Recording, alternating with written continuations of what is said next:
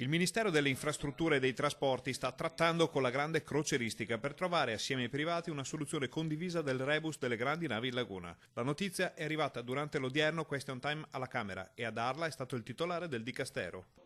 In questo lavoro fatto, iniziato giugno 2018, nelle varie interlocuzioni del mio Ministero, ovviamente abbiamo parlato anche con i colossi di queste navi, colossi crocieristici, di queste grosse società crocieristiche, e con loro stiamo costruendo l'idea definitiva di un progetto che non abbia impatti ambientali, che non tocchi l'occupazione, che mantenga elevato il livello turistico, perché Venezia, mi pare scontato, debba tornare, perché non lo è più, il centro mondiale della crocieristica. I dettagli di questa trattativa rimangono al momento top secret, come pure la destinazione preferita dai privati e la tipologia di coinvolgimento di questi ultimi.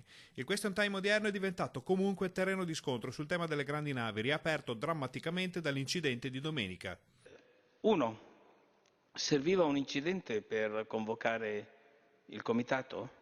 Non poteva farlo nei mesi trascorsi? 2. La informo che il canale dei Petroli esiste già. La informo che il canale Vittorio Emanuele esiste già.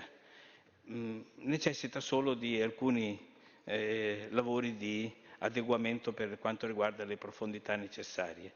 La informo che Marghera, il Porto Marghera, esiste già, così come esiste già la stazione marittima, e che quindi la soluzione prospettata dal Comune e dalla Regione, dal Comune, Città Metropolitana e Regione, è una soluzione che avrebbe bisogno di pochissimo tempo, pochissime risorse per essere attuata.